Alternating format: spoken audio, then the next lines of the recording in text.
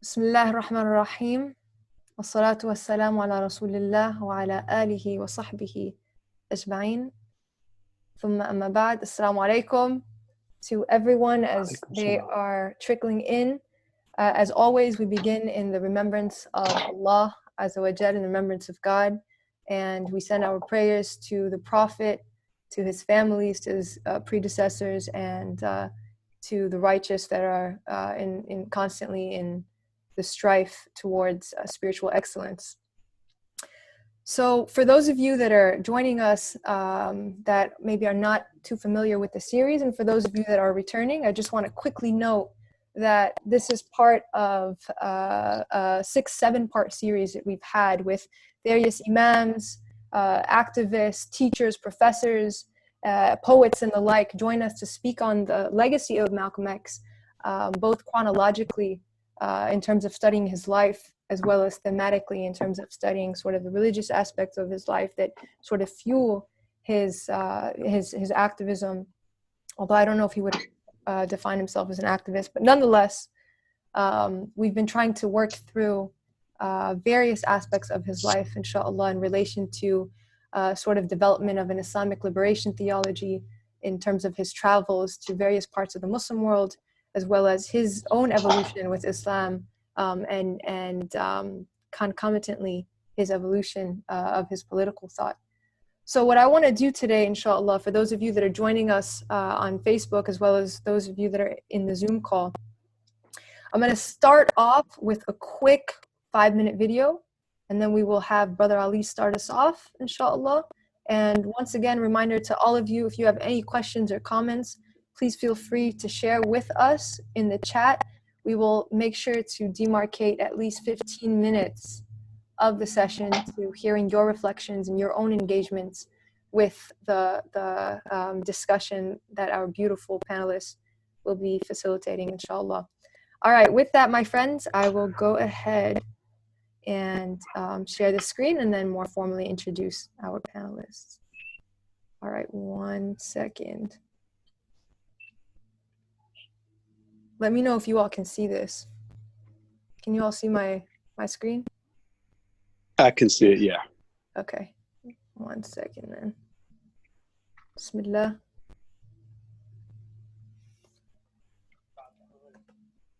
Okay, all right.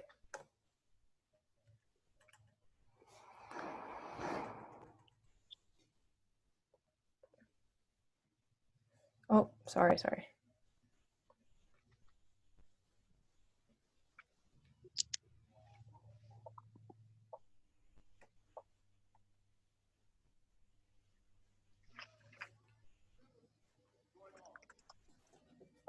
In my opinion, young generation of white, black, brown, whatever else there is, we're living at a time of extremism, a time of revolution.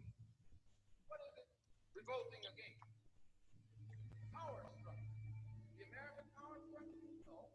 The French power structure, no. The English power structure, no. Then what power structure? An international Western power structure. And I, for one, will join in with anyone. Don't care what color you are, as long as you want to change this miserable condition that exists on this earth. There's got to be a change. People in power have misused it, and now there has to be a change, and a better world has to be built, and the only way it's going to be built is with extreme methods. So what you and I have got to do is get involved. You and I have to be right there breathing down their throat. Every time they look over their shoulder, we want them to see us. Once those intentions are made known, we can get to the nitty-gritty of the problem. We can get to the core of the problem. We can get to the root of the problem. And then we can correct the problem.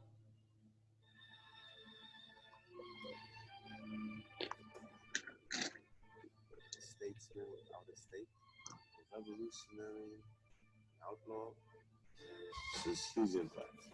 A man of African descent, born and raised in North America, representing that tribe on a global scale, style icon, political thinker, philosopher, not seeking to be a boss or a tyrant over men is someone who is seeking mastery over himself and speaking out against the injustice that exists in the world and dealing with our struggle in America not as an isolated domestic issue, but as an international problem. It's really inspiring. It's also very intimidating for a lot of people. You know, if you're an individual that's not afraid of anything, then people have to be afraid of certain by you. That attitude is expressed in hip hop. So it's very dynamic for anyone who's ever been poor or hungry or hunted. Father went to many of his rallies. All right, Assalamu alaikum, everyone. I've been getting messages that the sound has been fairly low, so I don't know if you all heard any of that, so forgive me. What we'll go ahead and do, inshallah, instead of continuing the video, which kind of essentially highlighted different MCs, different rappers that speak to the legacy of Malcolm X and his influence in their personal, their personal trajectory as rappers and MCs, but SubhanAllah, it isn't picking up on sound. So we'll go ahead and move right along to the main program, inshallah. I wanted to ask if our brother Ali can actually start us off with one of his pieces called Father Figures that I think will orient this conversation as part of a much larger one, inshallah, around self-reflexivity, around the pursuit of justice, and our roles within all of that, inshallah. So Brother Ali, the mic is yours. Bismillahir Rahmanir Rahim wa sallallahu ala Sayyidina Muhammad sallallahu alayhi wa sallam wa ala alihi wa sahbihi ajma'in. Full-grown father of four, still in search of father figures. Hard to feel at home here in this body that my trauma lives in. My self-hatred still my opposition. I chop and parcel out the wisdom I've been given out atop the rhythm. I'm not a victim or a liar, and I'm not afraid. Offer me a kingdom. If it's wrong, I walk away. They say my talent versus fame isn't adding up. Folk that know me throwing shade said I ain't wanted it bad enough. Seeing so many change and get strange for the spotlight. If that's what you mean, brother, you couldn't be more right. I'd rather feel shame than an atom's weight of arrogance. Mention death's name, prepare for it, ain't fearing it. Atheists describe this God that they don't believe in. See, we ain't even at odds because I don't feel that neither. I know we come from a source that's much realer, a cause that all the sleepers keep concealing. The seekers overcome the amnesia, feel the heartbreak, bleeding all through my songs. My brother low key kept me strong. Sound the alarm for the love of love and for the hope of hope. I catch a sudden buzz and hold the moment close. Soak up the rawness, floating all through my songs. The El Tawam twins kept me strong. I soldier on for the love of love and for the hope of hope. I catch it from above and hold it close. I got a knock up on my door. It was the FBI. Can't come inside without a warrant, but I talk here on the steps a while. They trying to question my traveling. What's the harassment? Power obsessed authoritarians detest what I'm channeling. He said his mission keeps the innocent from dying. I had to laugh a little bit to keep from crying. I sigh as if we don't know about the COINTELPRO and devilish drones that rain hell in the homes. Never an empire rose without blood on its hands and face. They hate the poets for exposing the channel, the rage. Sacred space, whether I'm in Iran or Lebanon or the south side of Minneapolis or Sudan. The power in the song is the proof, not the performer. My question for you is, where's the honor in bothering a father in his home in pajamas on his birthday in front of all his daughters? Next time, call the lawyer. I'm part of this resistance. Blistering through my song, the great Chuck D kept me strong. Sound the alarm for the love of love and for the hope of hope. This is what justice does. It puts you in their scope. My steadfastness, blasting this dope-ass song. Cornel West never led me wrong. Soldier on for the love of love and for the hope of hope. For every one of us to hold the rope that won't be broke. I'm from a long line of writers and teachers and spend all of my time with guides and seekers and criminals and preachers, sifting through the secrets just to kick them through your speakers. These tears just flowing my whole life long. Look in the mirror, I still see my mom. I'm writing songs for the love of love and for the hope of hope. For every one of us to hold the rope that won't be broke. Nope. Allahumma salli sayyidina Muhammad wa ala alihi wa sahbihi wa sallam.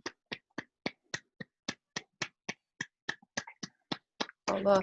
Single clap. Mashallah, virtual clap from you as well as from the attendees. I see some people mentioning some things, mashallah. Somebody is telling you, spit that fire, Brother Ali, please. Inshallah, beautiful. I wanted to, inshallah, go ahead right into it and take a more personal turn this week. And I wanted to first inquire, before we delve into some reflections on right now, I'm sure everyone that's tuning in is familiar with what happened to our brother George Floyd, murdered by the police, and putting that in conversation with some of the themes that we've been discussing throughout this series. I wanted to first start off by sort of humanizing Malcolm X's relationship and his influence on your lives. I know, Brother Ali, in one of your songs, I believe it's Pen to Paper, you speak on the way that you were introduced to Islam through the autobiography of Malcolm X, how different MCs sort of exposed you to that. Brother Low-Key is a British Iraqi rapper as well, and sort of the lines of inquiry that you delve into in your art also touches upon some of the points that Malcolm X has always been invested in, very vocal about. And of course, we have our poet Taslim. I know that you've also been in a close relationship with the Shabazz family, as well as the Shabazz Center. And I just wanted to ask you both, all three of you, inshallah, about that how has Malcolm X personally influenced your lives? And we'll start with Brother Ali and Low-Key, and then Taslim, inshallah. Assalamu alaikum wa rahmatullah. So first of all, I'm really grateful and honored to be asked to and invited to this conversation. The series seems really amazing. To be very honest, something that's been very difficult for me as someone who is invited to Islam through Black Islam in the urban centers of America. One of the things that's been very difficult for me is the acknowledgement of that community and of that experience, and the well of inspiration and wisdom and beauty and power and grace and strength and deep spirituality that's there. And so what you're doing is really important to me, and I'm really grateful to be part of it. I'm also really humbled to be on the panel with the great Low-Key. This is a globally known and respected leader, spokesperson, not only for his incredible music, but even when he stepped away from the microphone for a while. This is somebody who's given hope to people all over the world, myself included. And everywhere that I've traveled, especially as a Muslim artist, people always talk about Low-Key, and people always ask, like, when are you going to work with him? And for such a long time, we weren't getting music, but it really only grew during that time. And then the great Tasnim Jamila is a dear sister of ours, and an incredible poet, and also a healer and a spiritual worker among people. So alhamdulillah, I'm very grateful. I was introduced to Malcolm X through hip hop music. I heard his voice, and I heard his voice sampled. I heard him referenced in great reverence. Like, I knew that he was the Christ. He is the Jesus Christ of hip hop. He is the prophetic figure of hip hop culture. Islam is the spiritual heart of hip hop, and hip hop is the modern creative voice of Islam. And this is something that's well known to everybody that got into hip hop early. It may not be as prevalent and visible now, but certainly in the beginning, literally everybody respects and loves Malcolm.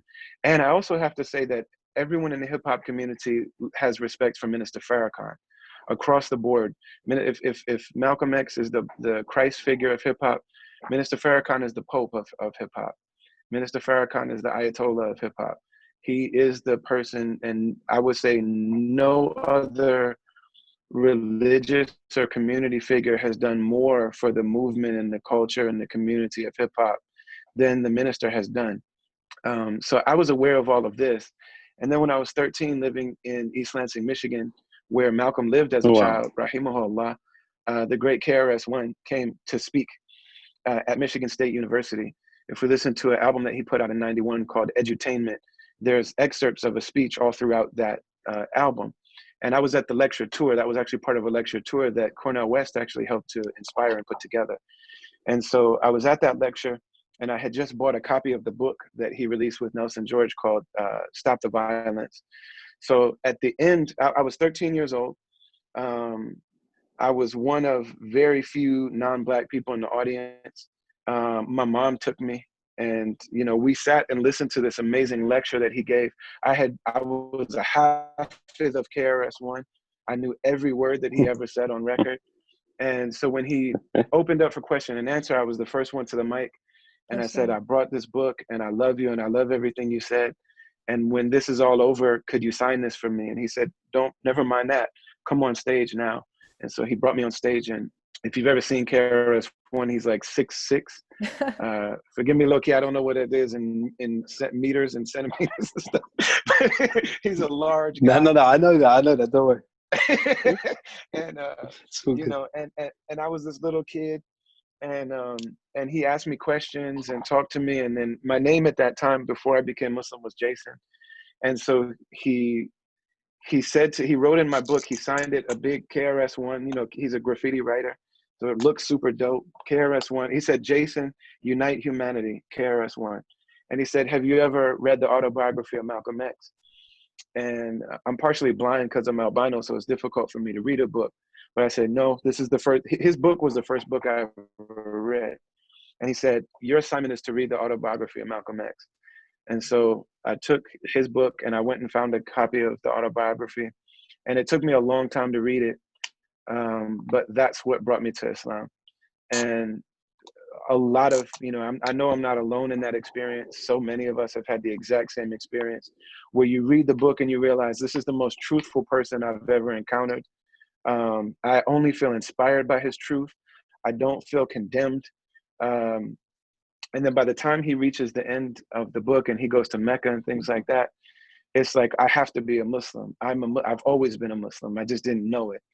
And so I just started saying that I was a Muslim. I didn't know anything about the religion. I was telling my mom this mixture of what I'd heard on Farrakhan tapes and in pamphlets from the Salafis and Tabligis that were handing out downtown, the 5% Nation of Gods and Earths, the Moorish Science Temple, the El Koran that I got at the library, literally everything. It was just this big mixture of stuff. And so my mom actually took me, we lived in North Minneapolis, which is a Black neighborhood in Minneapolis.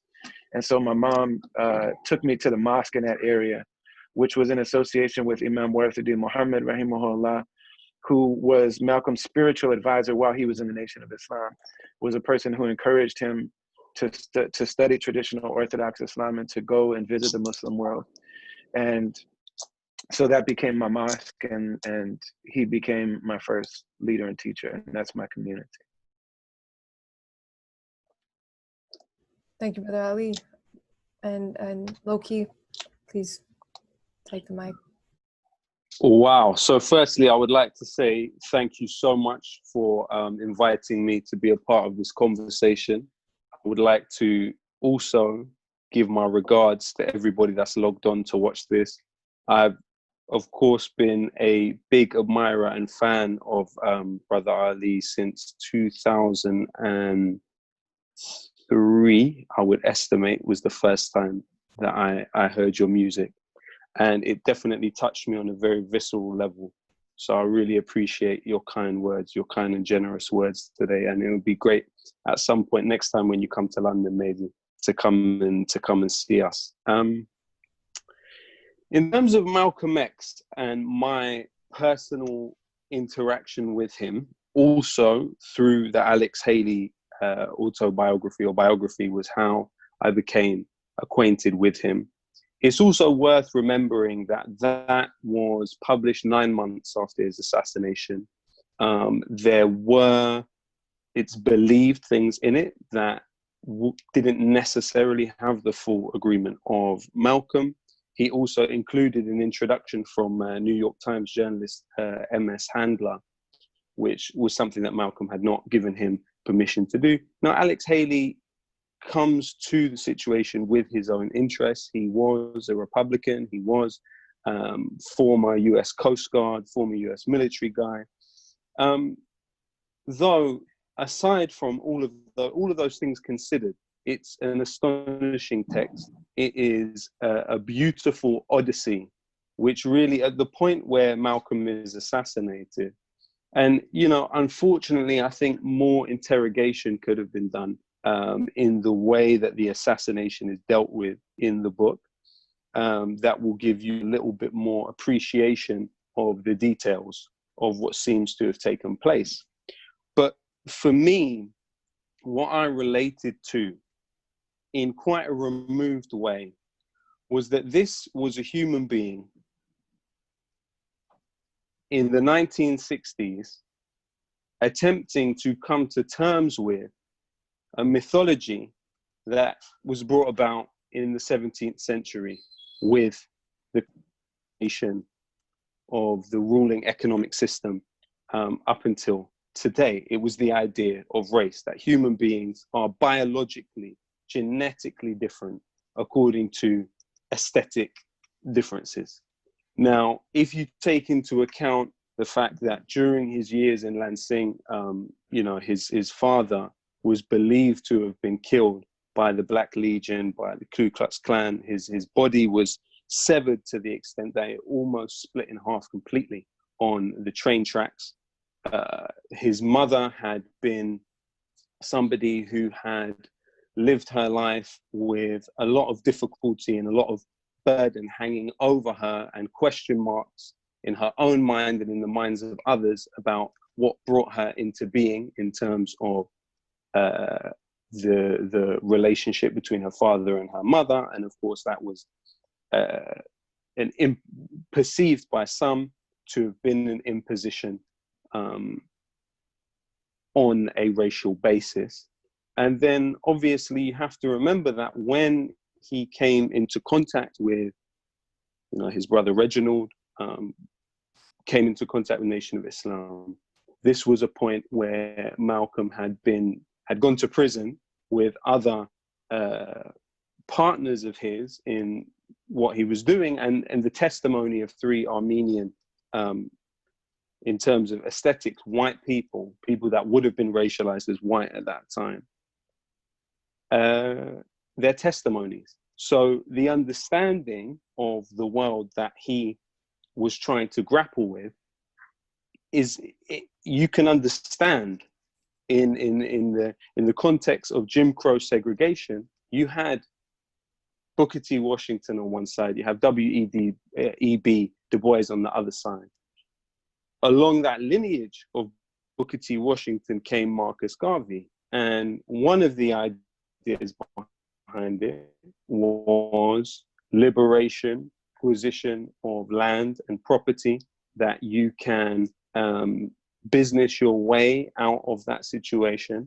And to some extent, it was a successful enterprise. And that thinking was also influential to some extent on the Nation of Islam, whereby private property was something that was seen as a key to people's emancipation.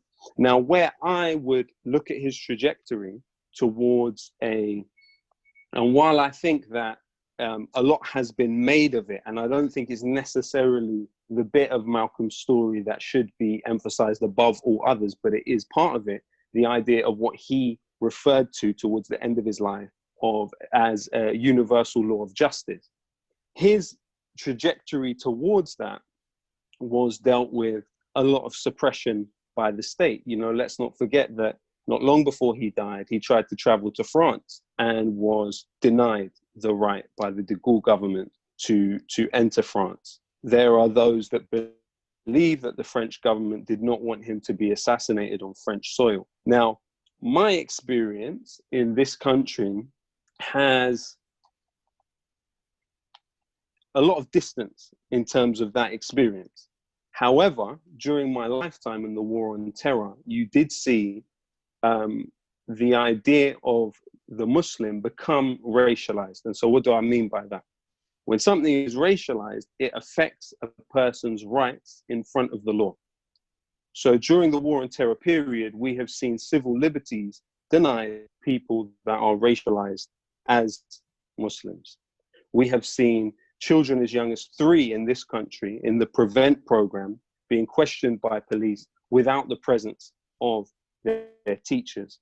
So in his dealing with the racialization that he faced, which was in many ways far more dangerous and soul tearing than anything I have faced. I did grow up in the colonial metropole of London through the days of the War on Terror and the Iraq War, and felt when reading Alex Haley and Malcolm's book that I had something of myself in the story and something that I could relate to and that I could bond to. Obviously, as Brother Ali said, you have to remember that at the time of his death, regularly they would be having events at the Audubon Hall, and regularly there would be 6 police officers present. On the day of his assassination, there was, in terms of clearly identified police officers, there was only one across the road at the park.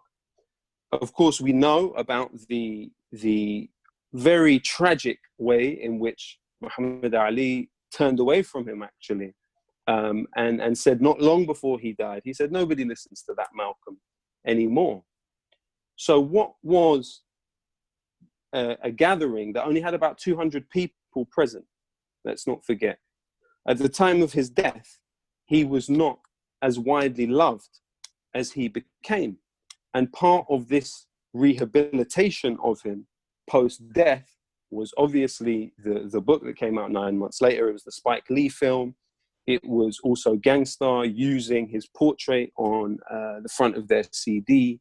It was the Public Enemy Shut 'Em Down video, where they take off George Washington's face off the one of the dollar bills and put Malcolm X's face on it instead. And you got to a point in 1992 where 84% of African Americans between the age of 15 and 24 defined Malcolm X as a hero for Black Americans. He and his vision were vindicated. They were vindicated by history. And so I think that the influence that he had on me was definitely, and millions of others, of course, is to do with that vindication that his conception of the world essentially had.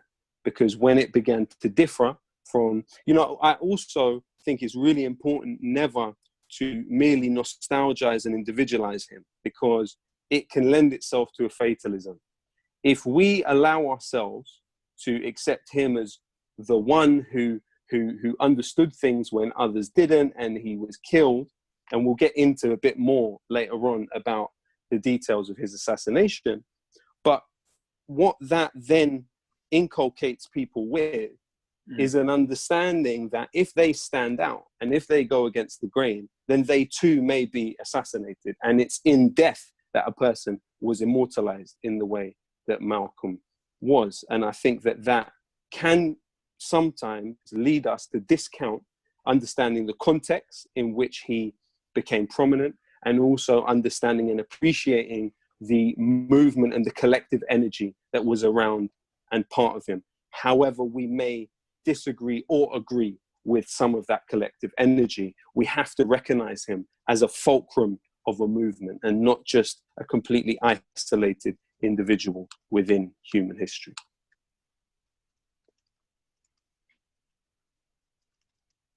Assalamu alaikum. Alaikum salam. Wa alaikum salam. Thank you for having me. I'm really honored to be here. Of course, my brother Ali, who I've been known for many years. Sure, when the first time I met him, and low key, I've never met him in person, but I respect his work. As far as my dear Taslim, do you mind raising the volume? We're just having a hard time hearing your eloquence. Thank you. Talk louder? Okay. All right. Is this better? Much better. Yeah. So as far as the influence of Malcolm X on me, I think the first time I heard of Malcolm X, it might have been maybe that paragraph that you have in school, in the books, where they really don't teach you. But what I can remember was, I know, how they have the one little line. But really just like Brother Ali, I heard Malcolm X in hip hop. So that was my first introduction to Malcolm X. And I really started to do some research on my own just on my path to becoming a Muslim. And so I was really influenced by that. And being from Chicago, living in Chicago at the time, I was around a lot of people who were, 5%, Nation of Islam, Sunni Muslims. They would always talk about Malcolm X. And I really, over the years, I had the honor and the privilege to know people who personally were my mentors and pioneers in the Muslim community or just in the community who knew Malcolm X. So one was the Honorable Elijah Muhammad's son, which is Elijah Muhammad II. And he was a really good mentor of mine. I used to sit sometimes to have, tea with him and lunch, and he would tell me these amazing stories about Malcolm X and just his encounter and just his character.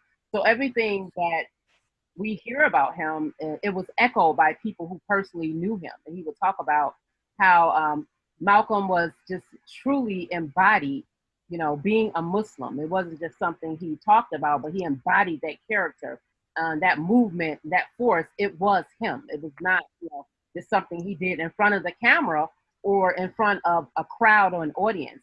And so that really captivated me as a person who I saw him again as a well-rounded movement.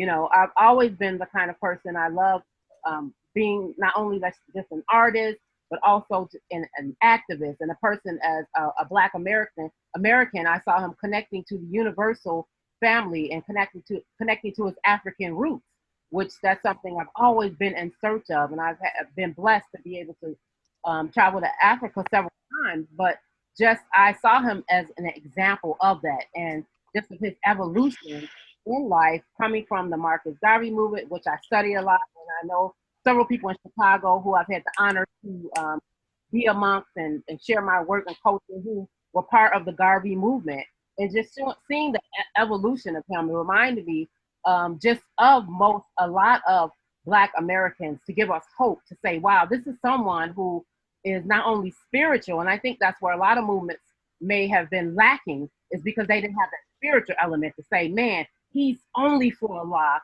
that fearless but for Allah, revolutionary, connected to his roots, universal, serious. And that was, even as a woman, that's someone I looked up to as a role model, to say that is a role model for me as far as that movement. And just over the years, even my husband being a collector, he has a Black History 101 mobile museum, I've had the privilege to just see some personal things from Malcolm X that were signed and were booked.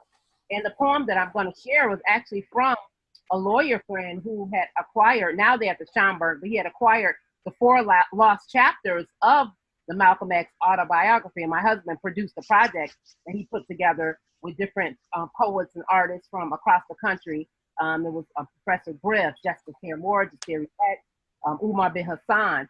And so just being a part of that, and I really wanted to embody everything about him as a holistic being and not just look at him from one scope. I think when people look at him, it's to say, well, he was fearless. Well, as they had a lot to do with him being a Muslim. As a Muslim, you should only fear Allah, and just to say, wow, when you truly into your deen, into your spirituality, that is the path, and just the high maqam and the high state that he reached in that, it just gives us hope to say we can do that too, and to be fearless and to stand up. And Islam gives us a courage to stand up to oppression wherever it is. And so he embodied that, to say, no, we don't have to fear, especially as Muslims, we should only fear Allah, not fear even death if we're being oppressed. And I feel that deep inside my soul, coming from revolutionary people in Chicago, coming from some of my, my mom's cousins who were Black Panthers. I have the spirituality. I have Islam. I have that connection. And even one of my music teachers, Kalan Phil Karan, he passed away from the physical realm a few years ago, but he was a personal friend of Malcolm X. And he was like maybe 2 years older than Malcolm X. And he told us so many stories about him, showed us personal pictures of him in his archives, and how he would encourage the art movement, across the country and in Chicago when he would come in town. And even my husband, one of his neighbors, he didn't even know until he got older. He said, man, I just knew him as Mr. Little, was Malcolm X's brother. One of his neighbors lived 3 doors down. So just really embodying that connection and being around people who personally knew him, I see it as something as it is a movement today that's why it still lives, because he was living and embodying, to me, Islam, and he was living and embodying what he truly came to do. And to me, it's a perfect example of us today and how we can carry this forward. But I think the most important thing for me that I look at it from a holistic perspective is spiritual being in a physical body. When you live from that perspective, it's no fear about death or I'm standing out there. You know, it's not. And so I look at him as a perfect example. And I work in the jails and I work in the detention centers even to this day. And I look at to him as like, you can always transform. And even in us with our naps and our egos, there's always room for transformation, for growth, for ascension. And so when you leave something, you leave it. And you don't totally go back. And Allah can make anything new again. And so I look at that as being hope.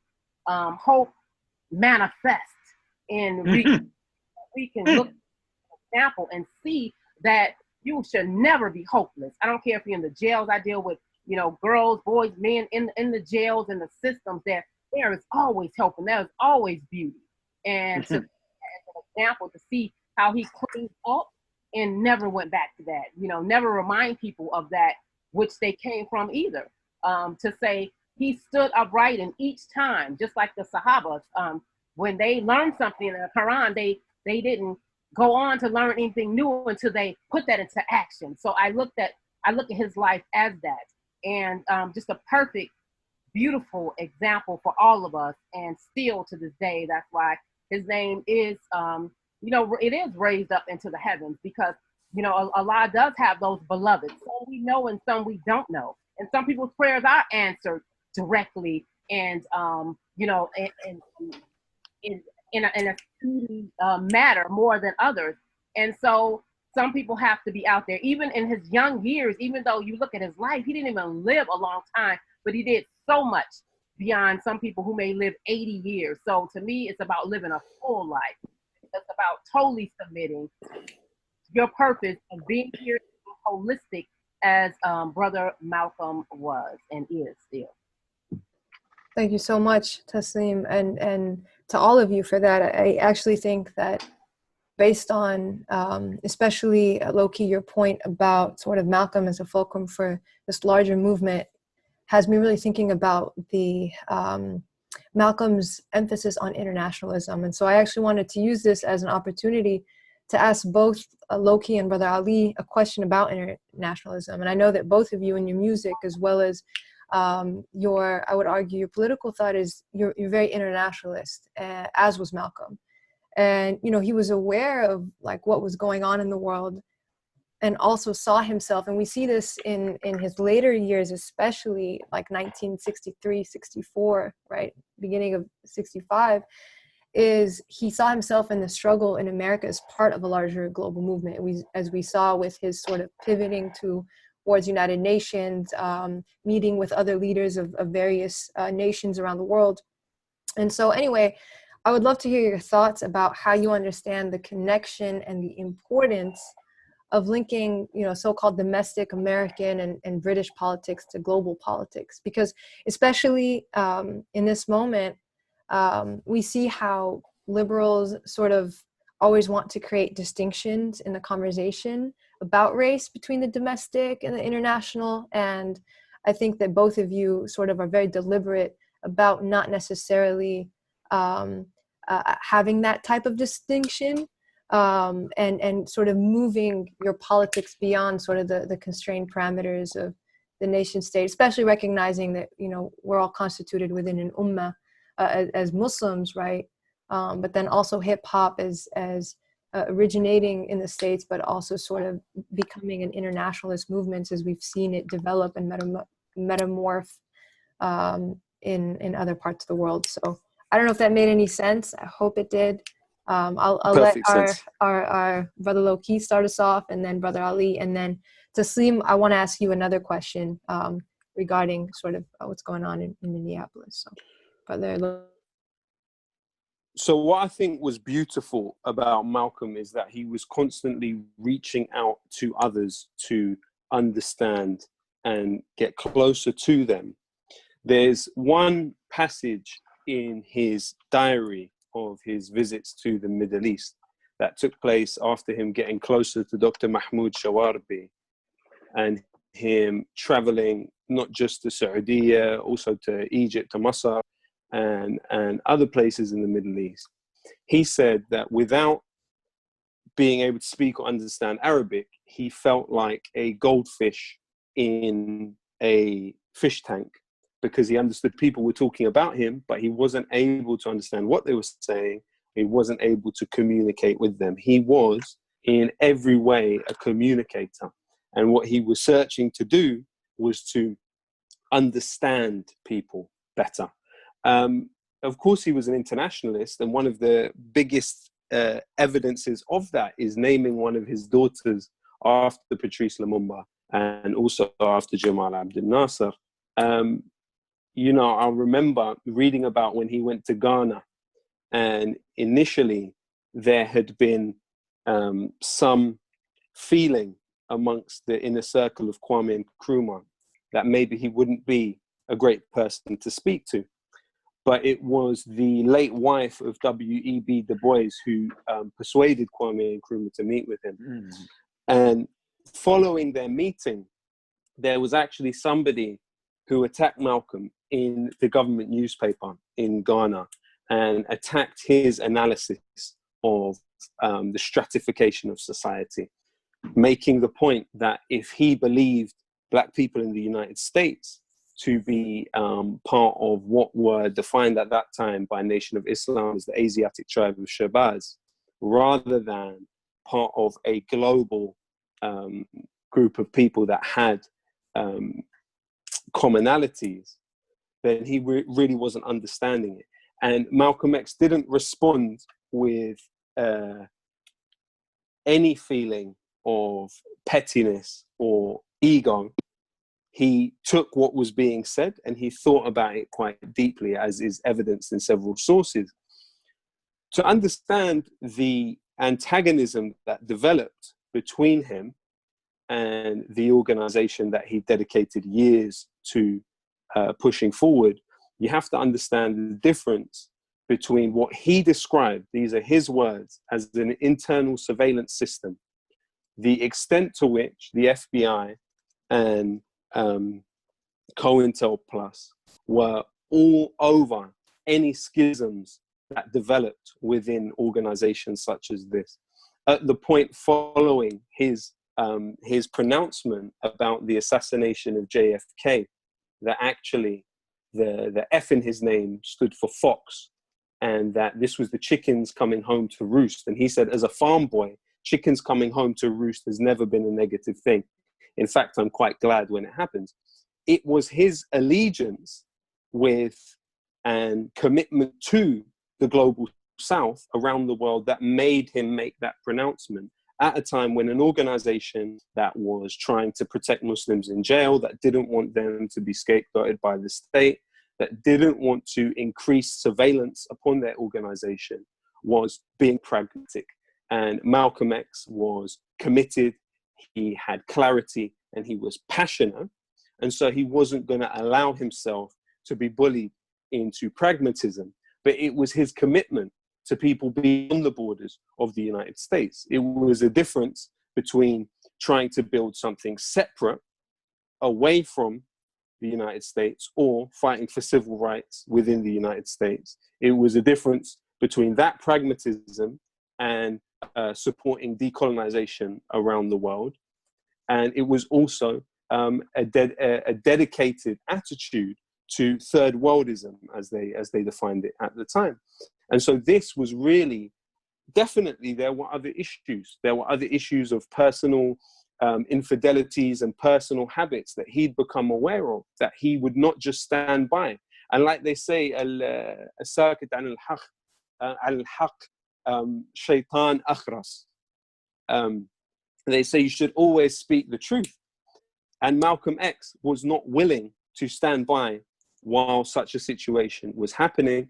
And because of that, he was ostracized, and he was isolated, and he was demonized massively. And so I think that it was his dedication to internationalism that actually was one of the main things that worried the FBI. And J. Edgar Hoover said it exactly the year that Malcolm X was killed. He had sent a telegram on the 5th of June to the FBI offices in New York saying, do something about Malcolm X, enough of this black violence in New York.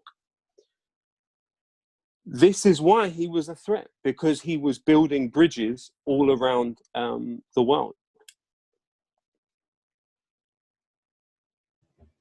Thank you, Loki, Brother Ali. Alhamdulillah. This is a dope panel. I really like it a lot. Alhamdulillah. Yeah. Subhanallah. Yeah, Tasneem is like, when Tasneem speak, I was like trying to be quiet during the whole time, because I know every time, like when people cut into each other, a lot of times it can, you know, jerk the feed back and forth, but Subhanallah. And yeah, low key, I feel like I'm in class. Like I literally got my laptop and started taking notes. Alhamdulillah.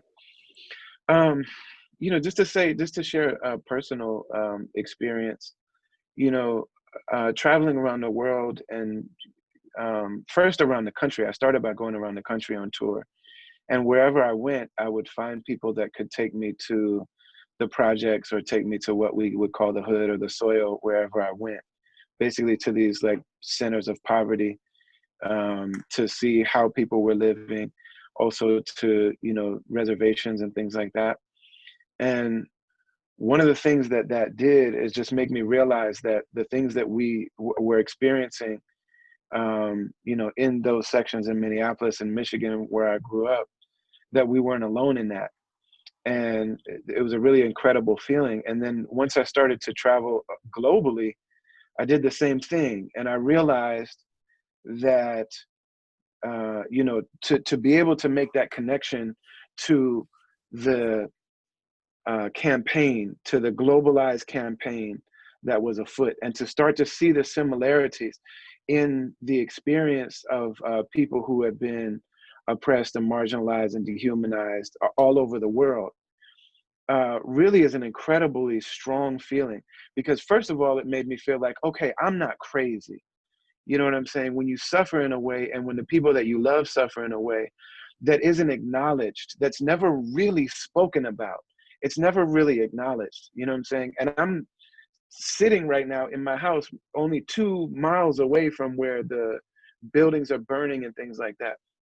It's like, these are the only times that so much of this is about the fact that what we experience on a day-to-day basis isn't acknowledged. And so, you know, to be able to go and talk to other people and say like, so wait a minute, in Australia, the original people of Australia were taken away from their families? Because I thought that African-American people were the only people that lost their names and family connections and things like that. But to know that, like, no, they had a stolen generation, just like Native people did in the US, where like people were taken out of their homes, sent to boarding schools, they cut their hair, they changed their name, all of these things.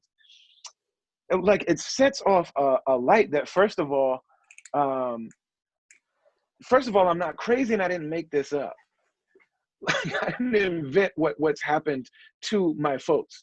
But then also that other people all over the world have experienced this, and that actually these people outnumber the very few that have exercised this plan. You know, what that can do to somebody in terms of the hope about what's possible. A lot of times part of the human condition is that we set our goals based on what we think is realistic and what's possible. Because I don't want to set goals that are just completely unattainable.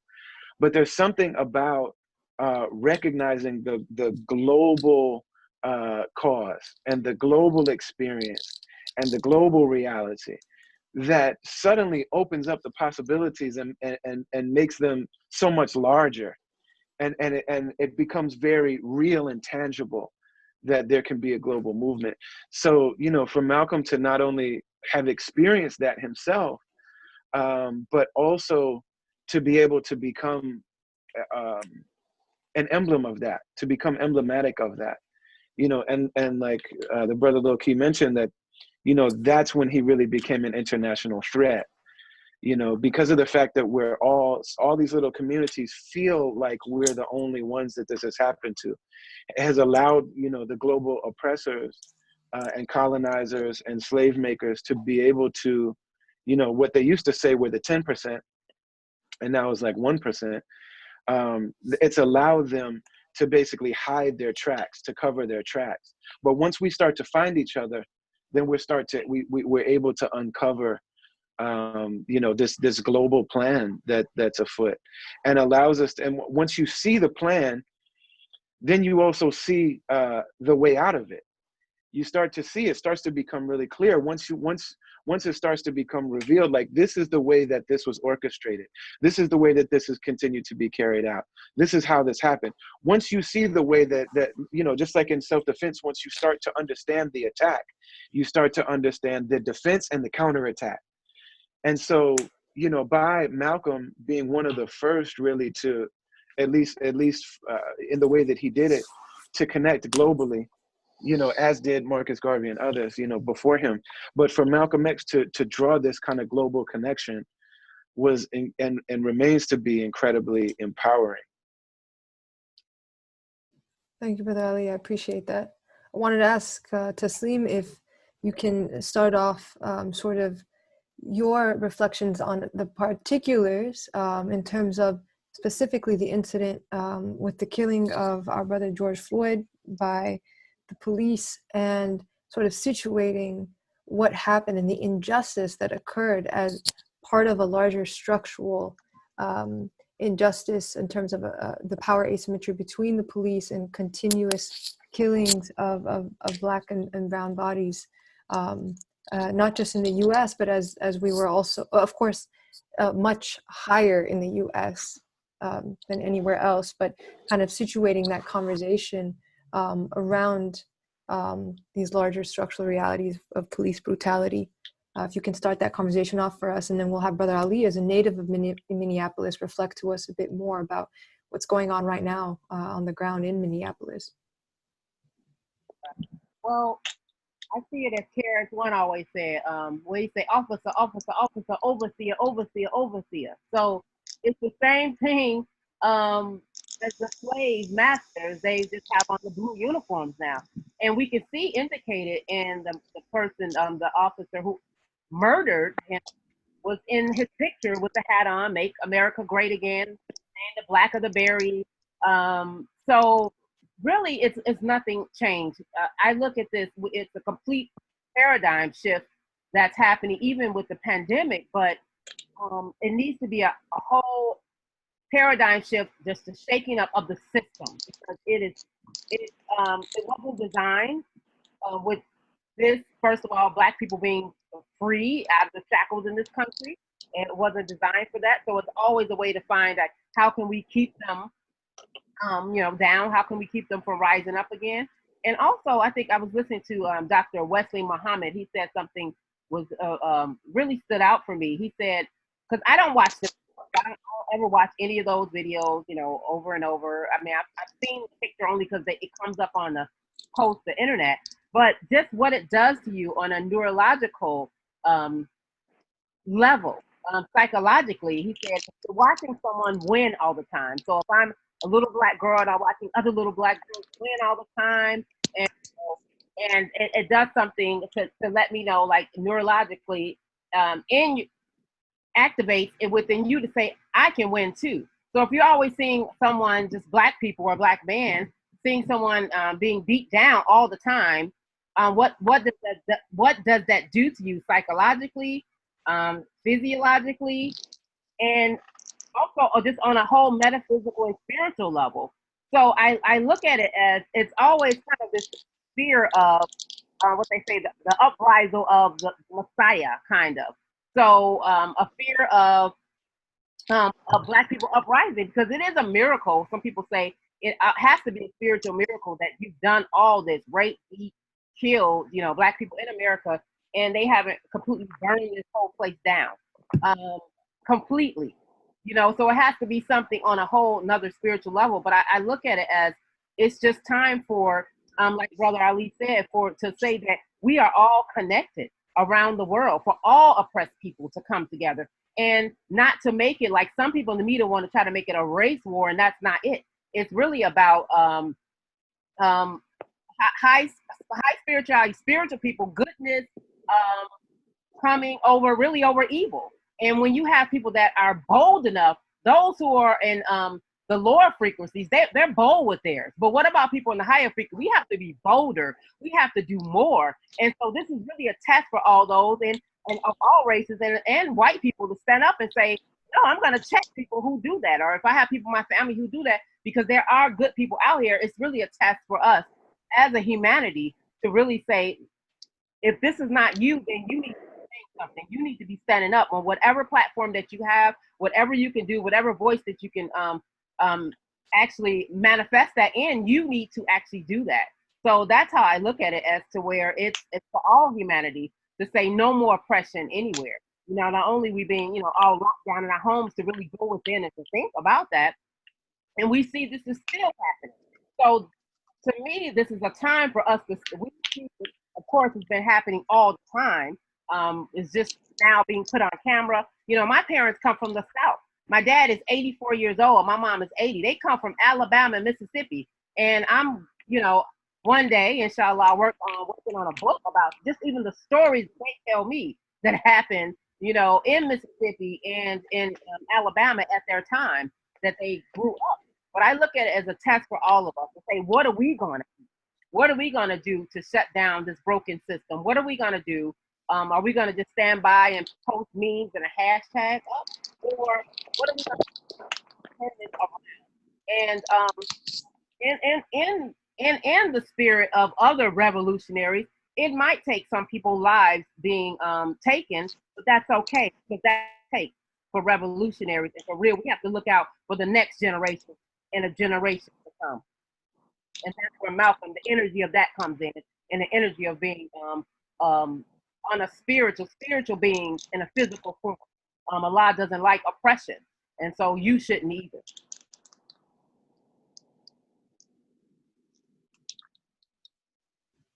Allah Akbar. Thank you, Taslim. Brother Ali, if you would like to speak more on that.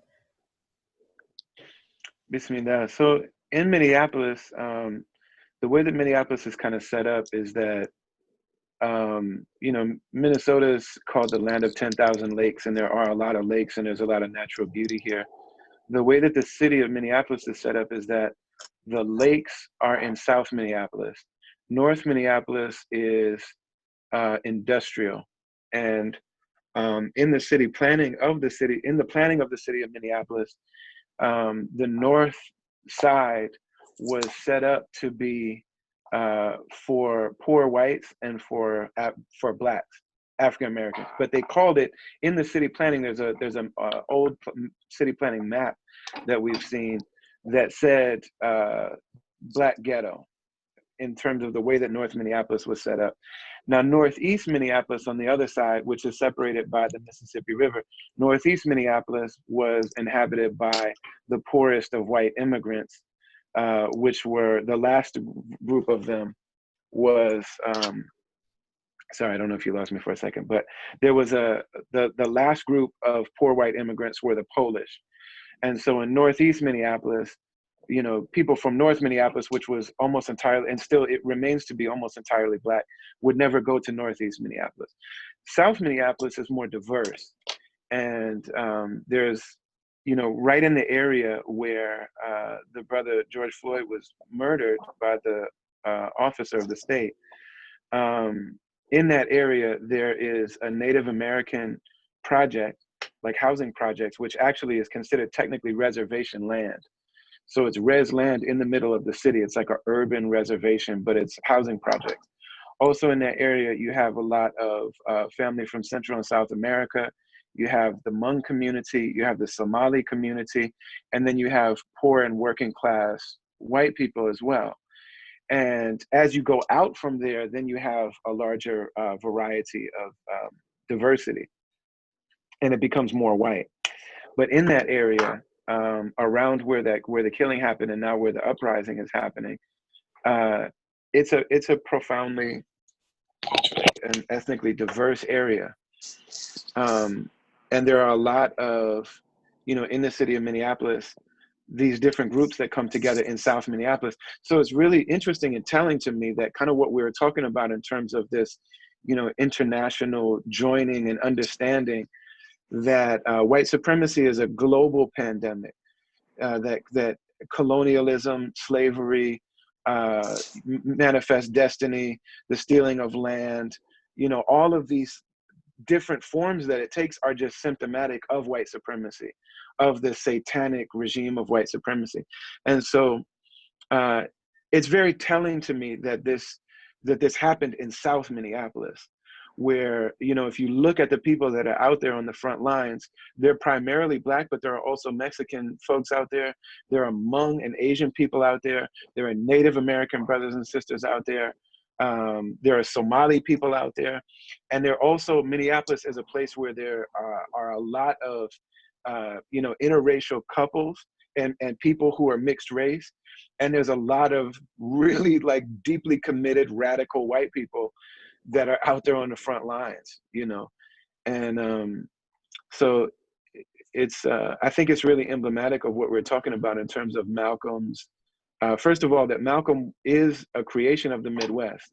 Malcolm living in Omaha and in Michigan, really is what formed him as a young man. And anybody, Tasneem can attest to this, that the Midwest is a deeply, deeply racist, violent part of the country.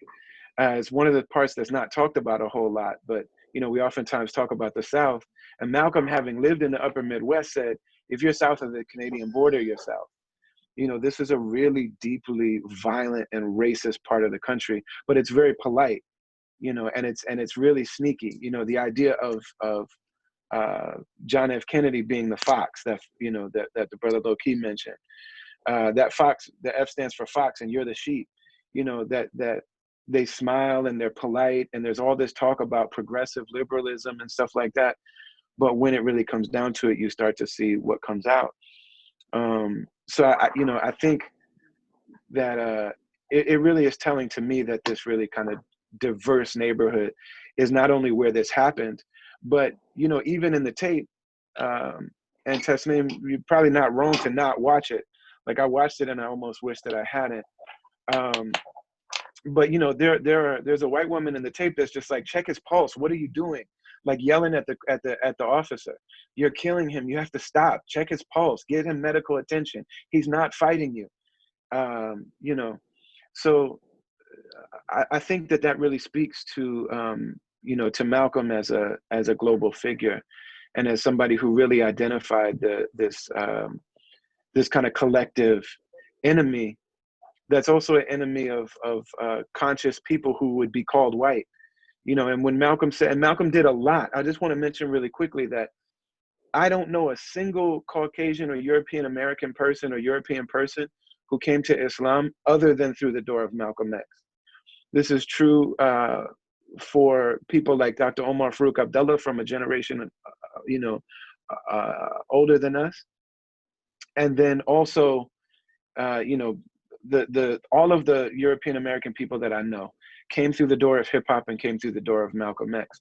And when he says that he went to Mecca and saw people that would be called white, so these are people of European descent, but he said they weren't white. Or if they did say that, they were saying it with a very different tone. It was just like, yeah, I'm tall, or I'm whatever, and I'm white. So it didn't have the same air, it didn't have the same tone. And so what he did also for people who, ethnically might be connected to this idea of white supremacy, it gave permission and really shook loose in their minds this idea that just because I come from European lineage, and just because I have less melanin, and just because I might be outwardly connected to this regime of white supremacy, doesn't mean that that's where my loyalty has to lie. And so one of the many things that Malcolm did was give white people the chance to see themselves. When Malcolm and the Honorable Elijah Muhammad said that you would just say the so-called Negro, just by slipping that in to say that just because America has called you a Negro for so long doesn't mean that that's what you are. You were created by God and you were something, you existed on this planet before them. And so who you are has been defined by your enemy for so long. You know, that I know so many people, especially in Minneapolis, who really are of European descent, but, you know, are really hold a lot of contempt for the idea of whiteness. And, you know, to say the so-called Negro, there are people that talk about whiteness as though it's a foreign idea. And these are people that are proud to be Polish or proud to be German. You know, some of the young like activists that I know, one of them is Italian, and you know, he saved his money and he took his whole family to go visit where they're from in Italy. But this is one of the most anti-white supremacist people that you can meet, you know. So one of the many things that Malcolm did is also give, you know, people who otherwise would have felt a connection maybe, or felt like they were bound to the identity of whiteness, to say that just because somebody called you white doesn't mean that that's what you have to be.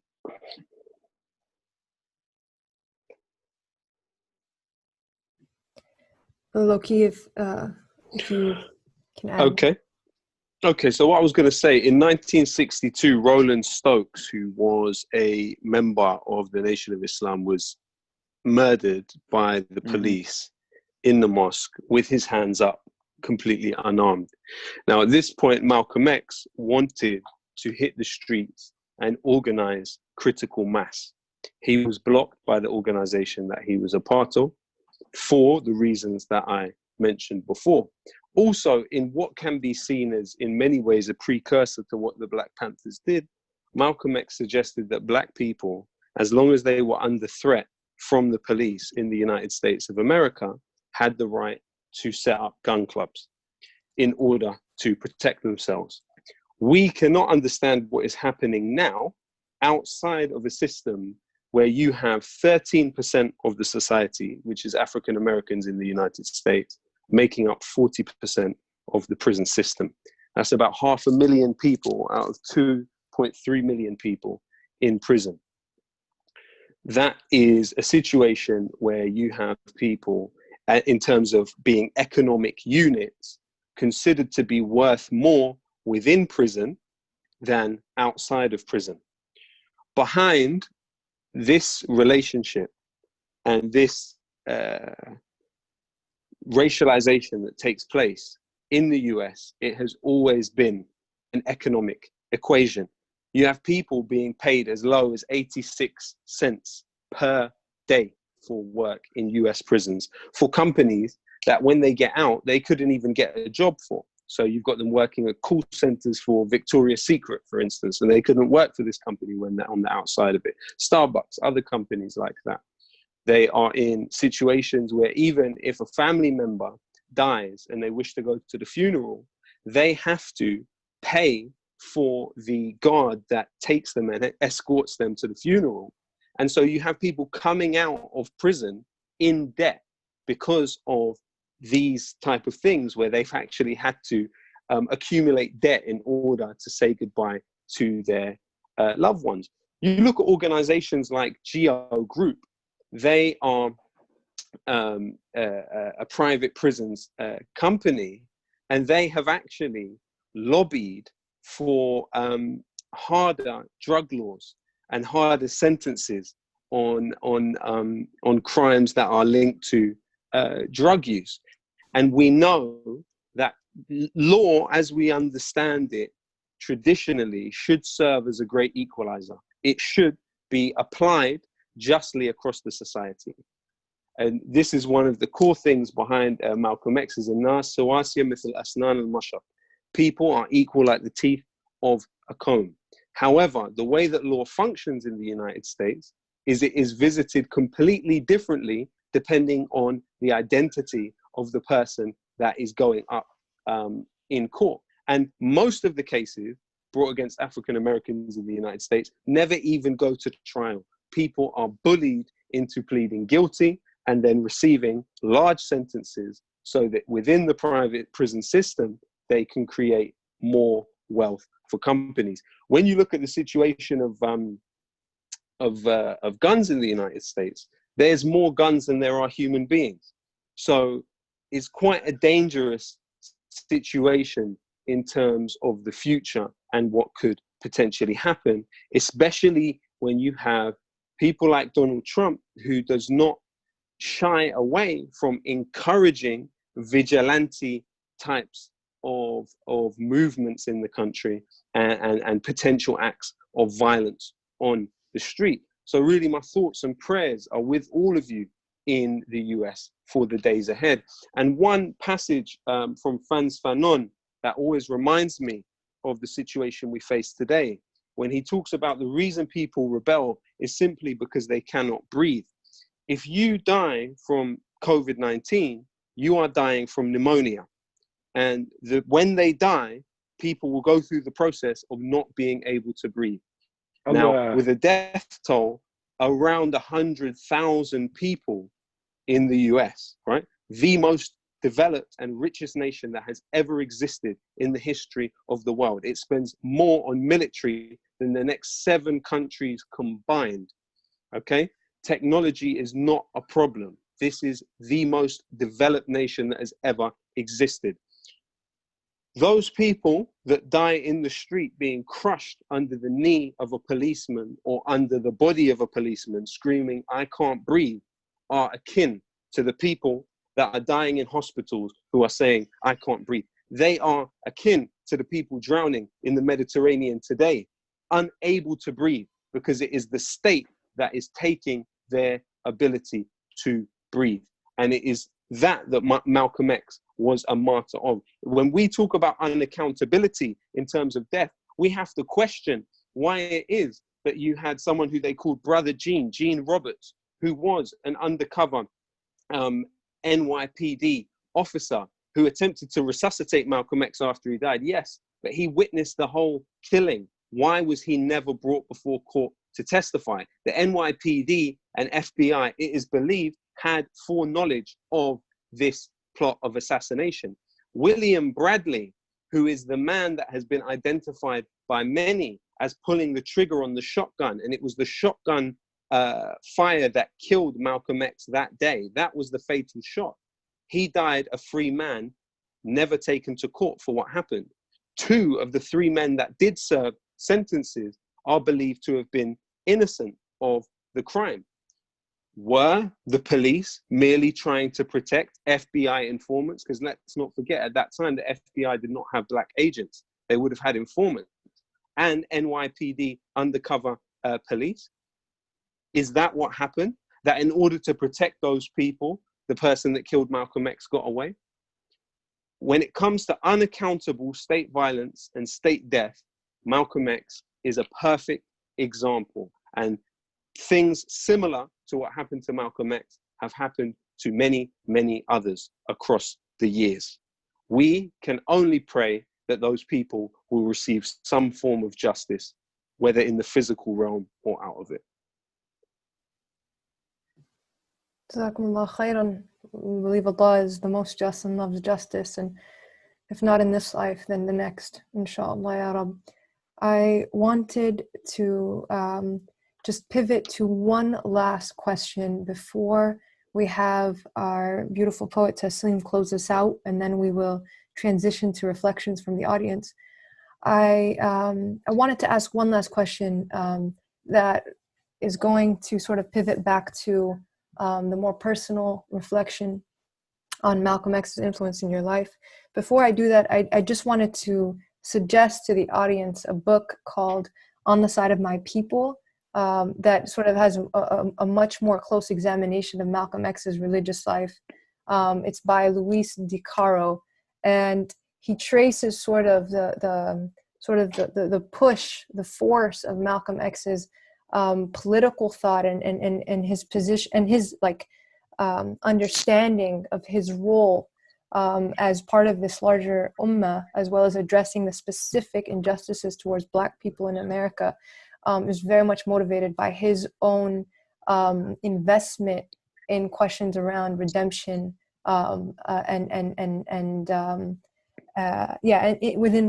the deen, as well as within his own concerns of the political and revolution. So I just think that would be a very helpful resource for everyone.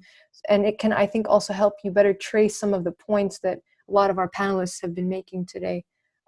So, can at least place that onto some sort of constellation of his life. So that's one thing. The last question I wanted to ask you to close it out, inshallah, is I wanted to speak briefly about sort of hip hop as a medium for political consciousness and self-reflexivity for you all individually.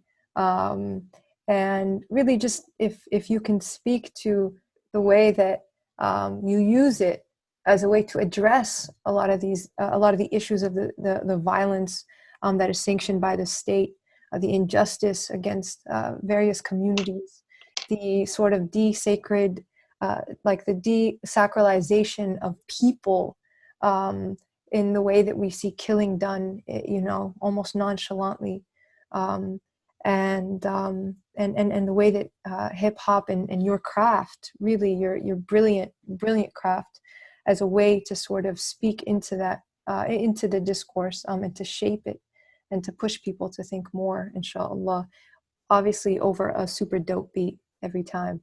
So I wanted to have Brother Ali start us off, and then we'll have Taslim and Low-Key speak as well.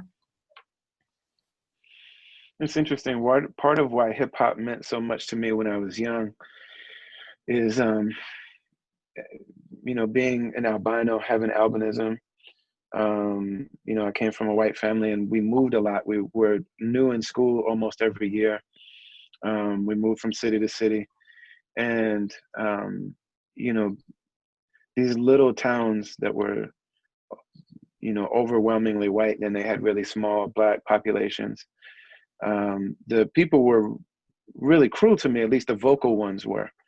And if a lot of times it's only a small group of people being really cruel, but if the rest of the people don't say anything about it, it feels like they're doing this on behalf of everybody.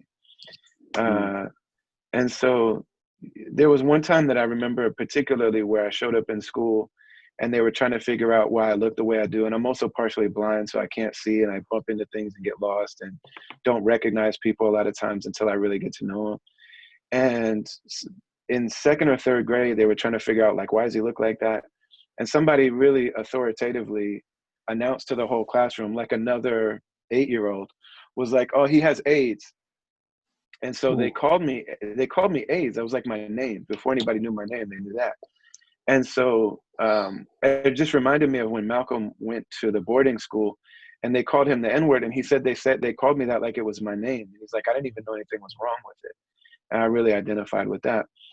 And then, so I would say Black wisdom tradition. So my mother had this idea, my mother being this pretty white lady who came probably from Eastern Europe, but she was adopted by a family who was Norwegian. And so she dyed her hair to fit in with her family. She dyed her hair blonde.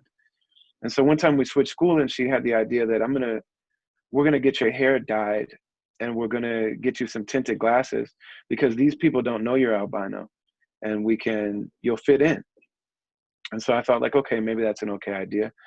And so I sat there with these chemicals in my hair and all this stuff. And it was a big process to get my hair to dye because hair dye works with the color that's in your hair.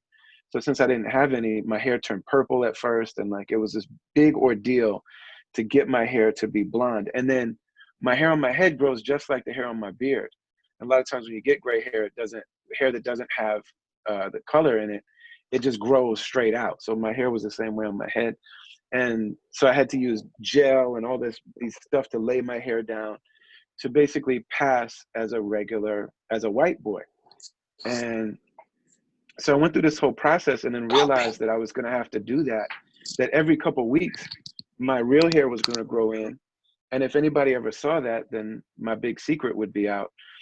And so I went through this big thing and then realized that I got really depressed after that, because what my mom couldn't know is that she was trying to help me fit in, but subconsciously what it said to me is that those people were right.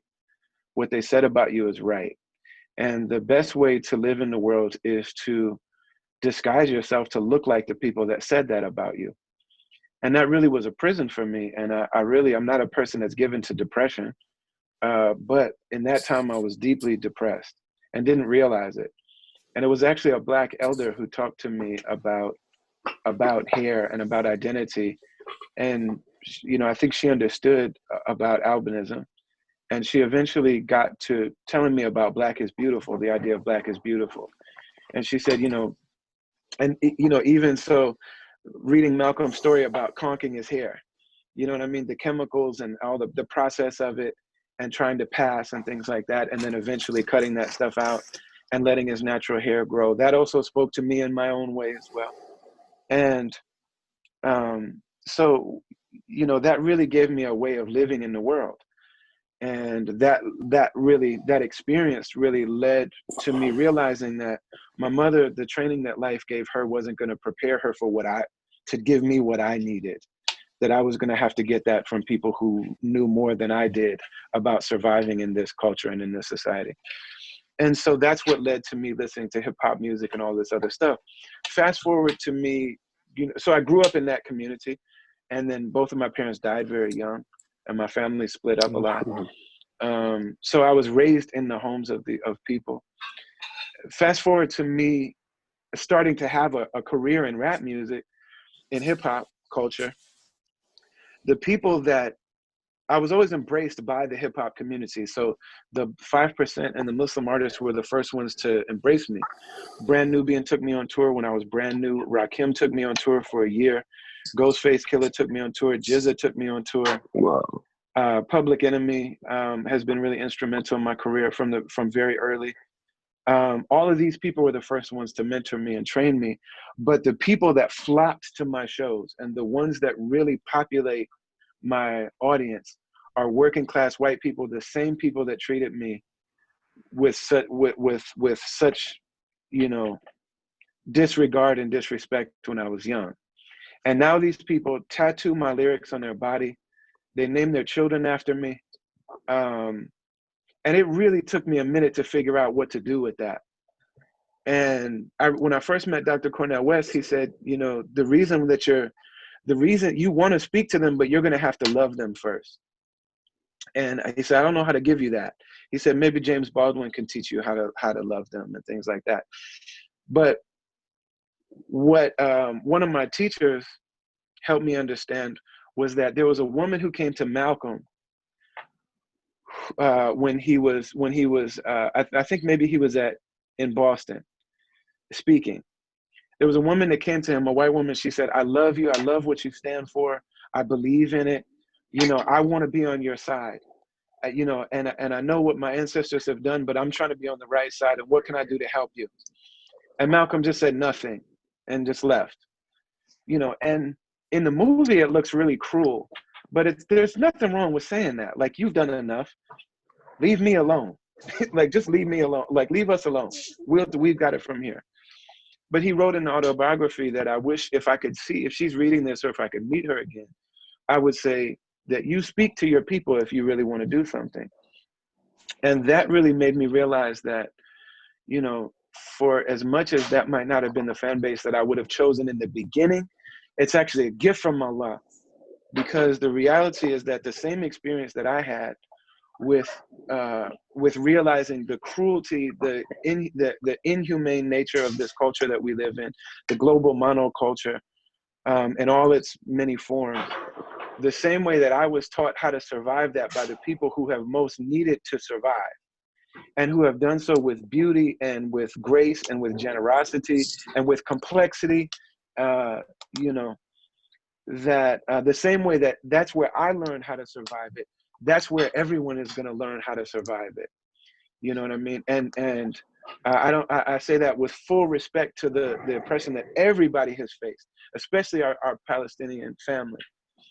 But to me, it's not a mistake that the culture that we've all used to survive this, you know, is hip hop music. And before that was jazz and the blues and everything else. that that the African diaspora has produced all over the world, but especially in the Americas. And so, I've seen that be the case, over and over and over again. And so in terms of, hip hop for me and what it's meant for me, especially with relation to Brother Malcolm, it's a very real thing to me. And it really has, given me all the great blessings in my life. And it's also been the great challenge of my life. And ultimately, I don't think that I have another reason for living other than to serve Allah. But in terms of like, how do we show up in the world, and what's our assignment here? Because like Taslim says, we're a spirit living in a body. That spirit's job is to know God, but that body has an assignment while we're here. So what's the assignment of this body? To me, it's nothing other than that.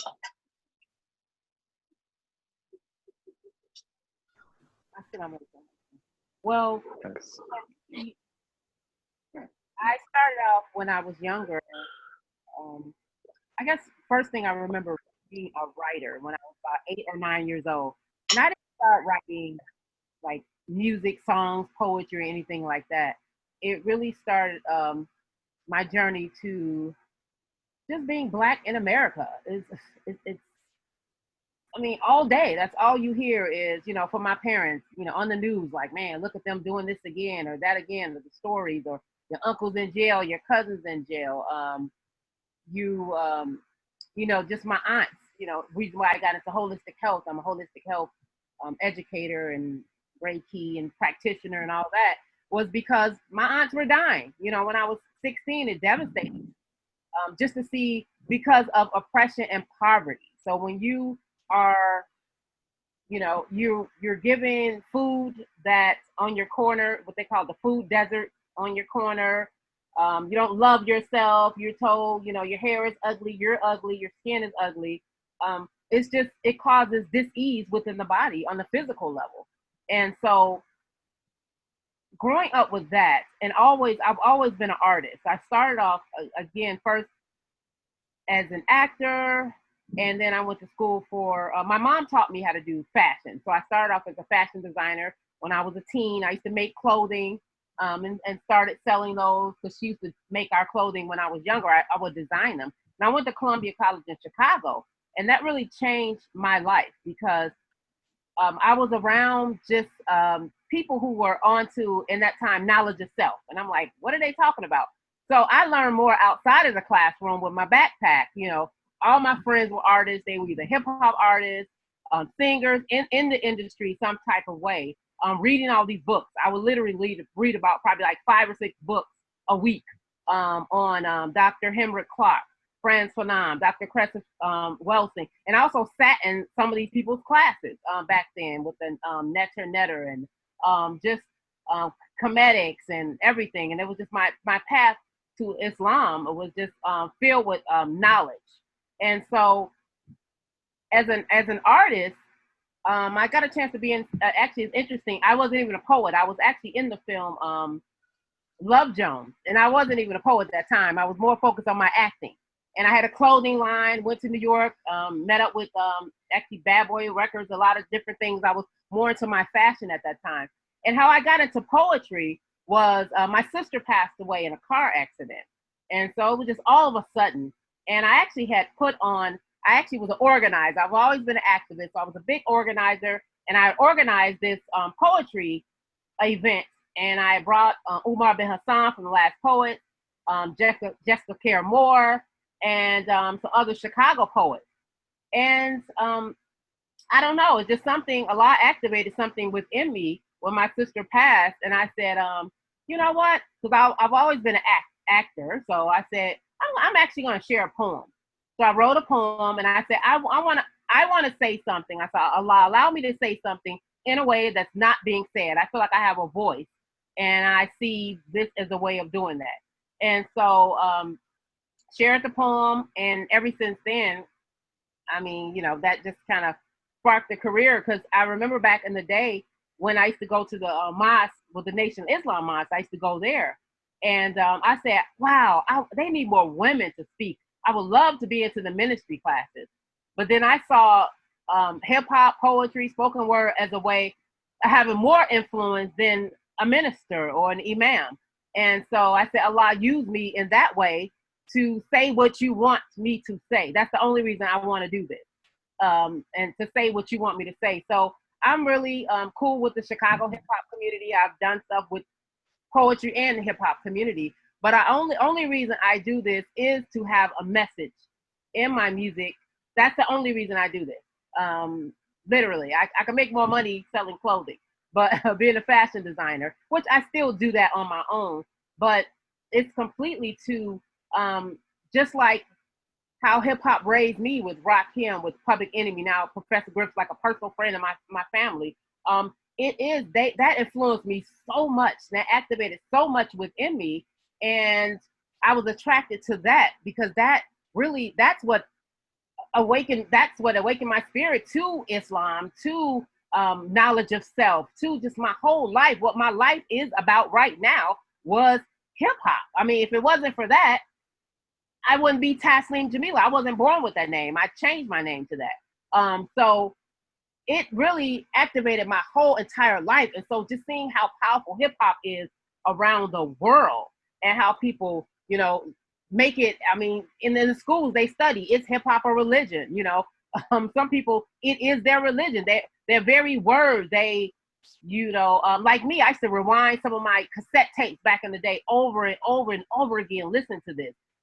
Looking at the S1W's drill, listen to KRS-One, and I would actually research what some of the people were saying, like Poor Righteous Teachers, and one of my favorite MCs who passed away, Guru. I used to actually rewind that, listen back, Brand Nubians, listen back to, and research, like before there was the internet, like some real research on books, like what are they talking about? And just that energy, and just hearing the word Allah. I didn't grow up Muslim. I had never heard that. I'm like, who is Allah? So to me, the power of that, if it could produce just little old me to activate me to make this my life, who I am so honored to be a first generation in my family Muslim, to carry on to my children, and just, with those pioneers in the community, meeting them and just seeing how it transformed their life as well. Like my story is just one of many. I said, wow. I have a gift of writing and of stage presence, and I want to be used in this way because it's a way to speak to the youth. I teach regularly in the schools from kindergarten all the way up to university, hip hop, and I always use my friends. That's the beautiful thing about it. They know all of my friends, Brother Ali, they know the music. I teach only, and they like, wow, what's this music? I mean, they're listening to some stuff that, is popular on the mainstream or whatever, and I introduce them to a whole nother world to say you can still be dope and have something saying, to vibrate high, to all these different things that I use as far as an educator and a teacher. And it's a way to, I'm cool when I come in. Like I remember when I first moved to Michigan, I didn't quite know, why I was here. I'm like, why am I here? I'm Chicago South Side all day, right? So I'm like, why am I even here? And so I went in to actually not only just do workshops, but I found a substitute teach. But some of the children, they come in, they're like, we got a substitute. We about to act the fool. I'm like, no, you're not. So me, like, actually coming in freestyling with them and rhyming, they're like, oh, she can spit, so it's a way to connect to them too, to connect to the youth and to grab their attention. And if you're saying something on top of that, that's even more powerful to me than anything. And so that is the reason why I do art, and it's to be a voice. And that is one reason I believe I am here on this planet. Like Brother Ali said, we spiritual, but we do have a job to do. And I know that's one of them is I ask Allah to allow to use my voice in that way to inspire, to inform. If one person hears that and they go and they do some research or they find out they want to better themselves, then alhamdulillah, because that's what inspired me is hip hop, man. It was like, it helped me in every way. I mean, even now when I'm in school, when I'm doing work, I listen to Jay Dilla beats, And so, I'm listening to Jay Dilla beats, writing a paper. And so hip hop is revolutionary. Hip hop is powerful. Hip hop is spiritual. And of course, the undertone religion of hip hop is Islam. And I am just a product of that. So I am very honored to be a part of, just that generation, to keep coming up from that. But that is exactly why I do what I do. We're gonna have the final reflection by Low Key, and then we'll transition to audience reflections, and then there's a treat at the end. Go ahead. Okay, I'll just be quick. What I was going to say is, from what I understand of the question, it was about hip hop and the ability to political change to come from hip hop. Is that correct? Yes, or just what hip hop was for you in terms of questions around self-reflexivity. Okay, so yeah, I completely co-sign everything that has been said by Taslim and by Brother Ali. What I would say is that hip hop in the United States alone is worth over $1 trillion per year to the US economy. When you look at the companies that most of the artists are signed to, we're talking about probably 4 or 5 companies. So what you have is an ability to monopolize what people hear, and the people that are outside of those 5 companies, while they may do incredible things and on a local grassroots and organic level, they're able to inspire thousands, definitely, they can sometimes be marginalized outside of the earshot of the masses. If we look at the change that happened at YouTube in 2017, if I remember correctly, Leo Cohen, who has a background at Def Jam, obviously, at Universal, became the head of music at YouTube. Now, in an interview, he said the following thing. He said, when I came in, my job was to close the gap between the labels and Google. He said, prior to me coming, there was no dialogue between the major labels and YouTube, Google. We weren't dealing with them as the clients we should have dealt with them as. He says, now I deal with the labels as clients, and I go to them and I say, what is it I can do for you? What that means, and this is not conspiracy theory, this is acknowledged, whether it's CNN, whether it's Fox News, these are considered trustable news sources and are prioritized algorithmically. When it comes to music that's coming from specific major labels is prioritized algorithmically because it's seen as a trusted source. Now, what does that do to music that is coming from outside of that kind of nexus of power, shall we say? And how does that control how people are likely to consume hip hop? Also, what kind of ideas are going to be societally entrenched? The idea of liberation through consumption is almost an orthodoxy across hip hop. But what we often consider to be representative of people is actually representative of massive labels. When somebody has a problem with subject matter in a hip hop song, they'll individualize it and point the finger at the artist. They will never turn around and say, why is Universal or Interscope or Warner backing this kind of music? Why are they selling this kind of music that is, according to some, they try and say morally abhorrent or whatever else? There are limitations in what we do in terms of organizing critical mass. If Malcolm X were alive today and using social media, he would be shadow banned and downranked. You would be looking at his account and thinking, how is it somebody with all of this passion and all of this conviction just doesn't seem to be reaching people the way that he should? And we need to think critically about big tech. We need to think critically about what is happening to our data and what these companies are doing and the ways in which they are able to marginalize some voices and make other voices prominent. So none of that is to negate what was said before. It's just to add that to the conversation at the end.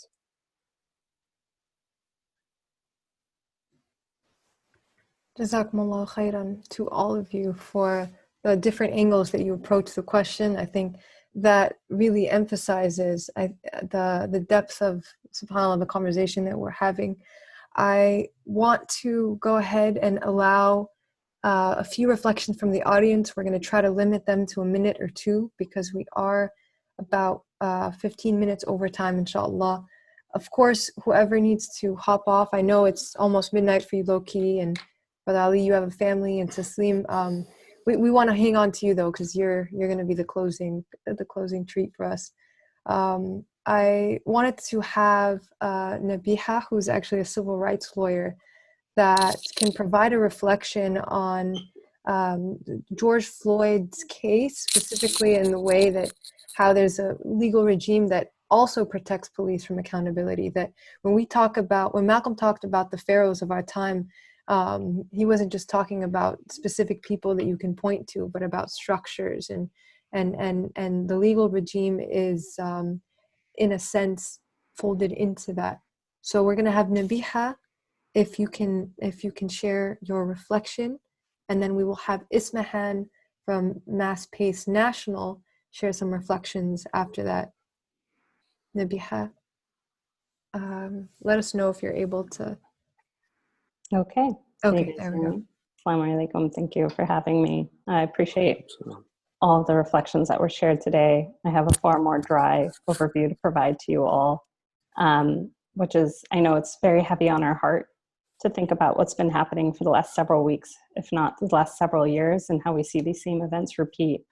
And I think as an attorney, I feel similarly powerless. And I'll give you a little overview on the law for why. And just background on myself, I'm an attorney, I'm a Muslim woman, I'm based in DC, and I'm an organizer of Believers Bailout, which is a community-led bail fund for Muslims. So I think I've met some of you in that context. I think there's two main points to think about when we're thinking about instances of police brutality. The first is there's a legal concept called qualified immunity. So I'm going to throw it back to right post-Civil War. So after the Civil War, in recognition of the violence and the harm that was done to Black communities at the hand of the US government and the state, the US government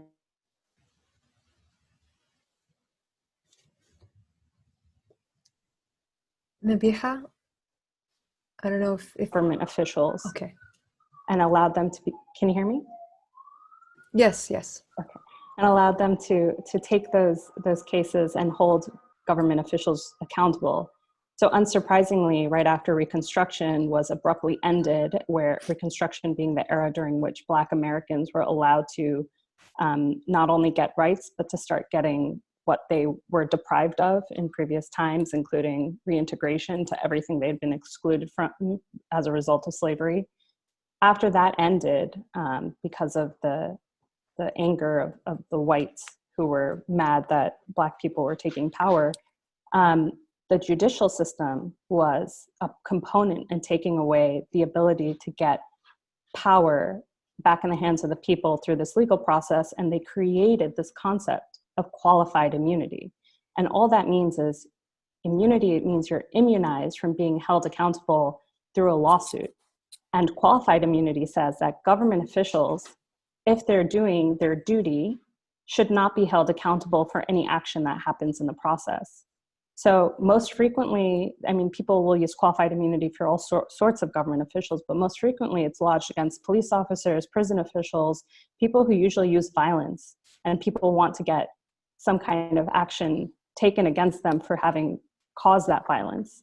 And instead, the Supreme Court, even as recently as 2009, keeps giving further and further excuses to allow for police officers to be immunized, so that it's very rare, and it's actually somewhat of a victory when we see things like Laquan McDonald's murderer come to justice in Chicago and not being immunized as a result of this legal thought. The second thing that I'd like to just flag is that police as a body are a political entity, and they have power in our system, and they wield it in the form of police unions through fraternal orders of police, among other entities. They wield political power, and they use that political power to ensure that they continue to get the budget and the laws written in their favor. They're not a neutral party, and they're not on quote unquote, the people's side. As a result of that, it's best to think of the police not as individuals who make up a force, but rather as a political entity. There's a saying that, once you put on the uniform, it doesn't matter if you're white, black, or brown, you're all ultimately blue. And so oftentimes when people call for measures like diversifying the police force so that it more reflects the communities that they police, that doesn't actually work. There's studies that indicate that police officers who are Black actually have even stronger anti-Black viewpoints than white officers. There's an excellent book about this written by the legal scholar James Forman Jr. called Locking Up Our Own, which traces the history of trying to create quote unquote community policing in Washington, DC.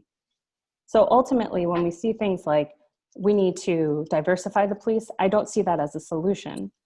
And when we talk about prosecuting the police, now we know about qualified immunity, so we know how high that hurdle is. So the thing that I would like to return to is just the idea of what Malcolm set up. Malcolm was about, number one, Black liberation, and he was also about community defense. And he was about independence from these structures. He was never seeking liberation or getting these harms addressed through these structures, because he knew that in doing so, we have to embed ourselves further in them. Instead, he was into community defense. He was into what does it mean to be in a community? What does it mean to have discipline amongst ourselves? What does it mean for us to organize? He knew the attitudes that the police had. He knew that their history is that from slave patrols. And he knew that we needed to come up with another system. So speaking for myself as an abolitionist, when we think about what to do in this horrible situation, for me, my recourse is not going to be through the government. It's not going to be through the police. It's not going to be through these reforms. My idea is, in following the legacy of Malcolm, is what can we do to abolish these systems of policing and prisons and jails where many of the Minneapolis activists and organizers and people who are out on the streets are being held, but rather what should we create instead?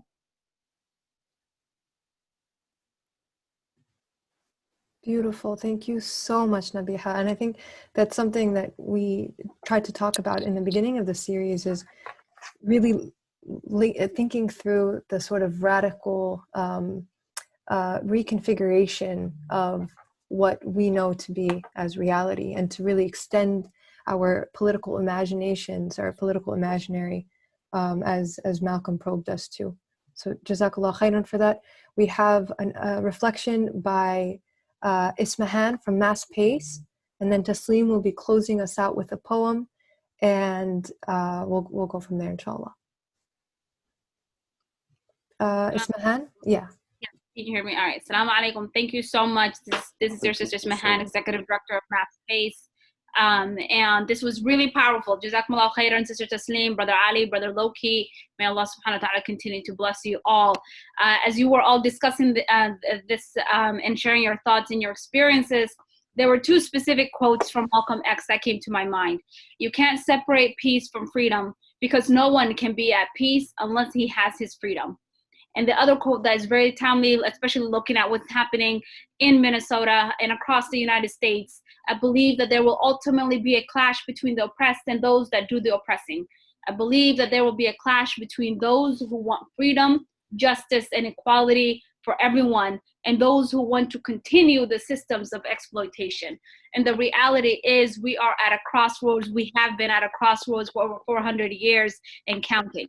And our Black community has not been able to breathe and live in peace and freedom for over 400 years. As we know that the first sin committed is the one of arrogance and a supremacist ideology of Shaitan himself, which we are still dealing with today, and recognizing the threat of white supremacy and how it continues to take the lives of Black and brown bodies and wreak havoc on this earth. So my call today in reflection is really geared towards us. A Black man lost his life again and again and again. While we're still reeling and processing the murders of Ahmaud Arbery, Breonna Taylor, Sean Reed, and countless others, we're faced with the tragedy of yet another life that has been lost because of police brutality. So we must recognize, as all of you mentioned, that until Black lives are valued and they truly matter in these United States of America, that we must continue to speak out and speak truth to power.